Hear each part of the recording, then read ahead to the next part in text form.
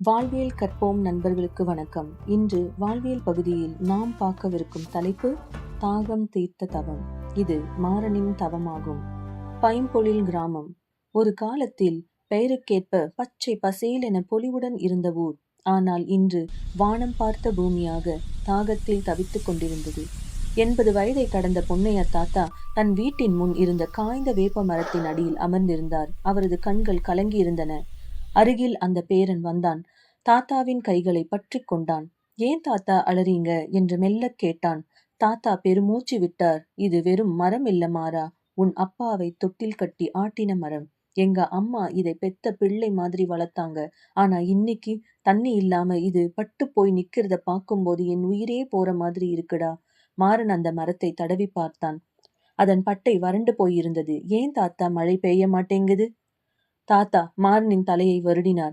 நாம பேராசப்பட்டு மரங்களை வெட்டினோம். பூமி தாயோட நுரையீரலை நாமளே கிழிச்சிட்டோம் மாறா.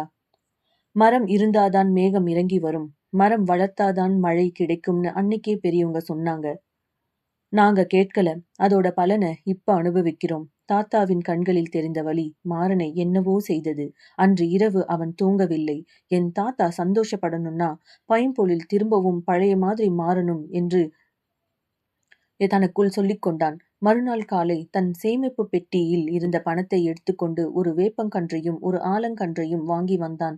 தாத்தாவின் முன்னால் நின்றவன், தாத்தா நீங்க அழுந்தது போதும், இதோ பாருங்க, இந்த மரங்கள் வளரும் போது நம்ம ஊருக்கு மழை கண்டிப்பா வரும், உங்க நினைவுகள் அழியாது என்றான் உறுதியுடன். அடுத்த சில மாதங்கள் மாறனுக்கு அது வெறும் செடி வளர்ப்பல்ல, ஒரு தவமாகவே இருந்தது. குடிநீருக்காக பஞ்சமான காலத்திலும் தான் குடிக்க வைத்திருக்கும் தண்ணீரில் பாதியை செடிக்கு ஊற்றினான். கோடை வெயிலில் இருந்து செடியை காக்க பழைய சாக்குகளை கொண்டு பந்தல் அமைத்தான். தாத்தாவும் தள்ளாத வயதிலும் மாறனுக்கு துணையாக நின்று செடிகளுக்கு வேலி அமைத்து கொடுத்தார். தாத்தா பேரன் இருவரின் இந்த தொடர் முயற்சியை பார்த்த ஊர் மக்கள் மெல்ல மெல்ல மாறத் தொடங்கினர். ஐயன் தன் தாத்தாவோட கண்ணீரை துடைக்க இவ்வளவு செய்கிறானே என நெகிழ்ந்த இளைய தலைமுறையினர் ஊர் முழுவதும் மரம் நட முன்வந்தனர். சில ஆண்டுகள் உருண்டோடின. மாறன் நட்ட மரங்கள் இப்போது அவனை விட உயரமாக வளர்ந்து நின்றன. ஒரு நாள் மதியம் எப்போதும் இல்லாத குளிர்ச்சியான காற்று பைம்பொழில் கிராமத்தை தழுவியது. திடீரென மேகங்கள் ஒன்று கூடின. பல வருடங்களாக மௌனம் காத்த வானம் இடி முழக்கத்துடன் தன் மௌனத்தை உடைத்தது. சலசலவென மழை துளிகள் மண்ணில் விழுந்தன. மண்ணின் வாசம் தாத்தாவின் மூக்கை துளைத்தது. திண்ணையில் அமர்ந்திருந்த தாத்தா மழையில் நனைந்தபடியே வெளியே ஓடி வந்தார். மாறன் ஓடிச் சென்று தாத்தாவை கட்டிக்கொண்டான். தாத்தா மழை வந்துருச்சு தாத்தா, நம்ம மரம் மழையை கூட்டிட்டு வந்துருச்சு என்று குதித்தான். தாத்தா மாறனை ஆசையோடு அணைத்து கொண்டார். ஆமாம் மாறா, நீ நட்டது வெறும் மரம் இல்ல, என்னோட நம்பிக்கையை.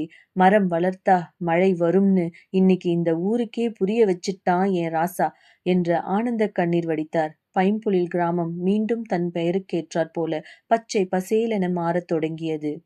கதையின் நீதி: முன்னோர்கள் வளர்த்த மரம் நமக்கு நிழல், நாம் வளர்க்கும் மரம் நம் சந்ததிக்கு உயிர். இந்த கதை உங்களுக்கு பிடித்திருக்கும்னு நினைக்கிறேன். இந்த தருணத்துல நான் என்னோட தோழி கிட்ட கத்துக்கிட்ட ஒரு நல்ல வாழ்வியல் சிந்தனையை உங்ககிட்ட பகிர்ந்துக்கணும்னு நினைக்கிறேன். என்னோட ஃப்ரெண்ட், அவளோட ஹஸ்பண்ட் 2 பேருமே மருத்துவர்கள்.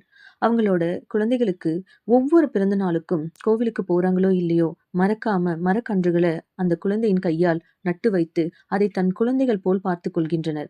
அப்போ தோணுச்சு, அந்த குழந்தையோடு சேர்ந்து அந்த மரமும் வளர்ந்து காய் கனிகளை கொடுக்கும்போது அதை குடும்பமாக அந்த மரத்தின் நிழலில் அந்த கனிகளை சுவைக்கும் போது என்ன ஒரு நெகிழ்ச்சியான தருணம் அல்லவா?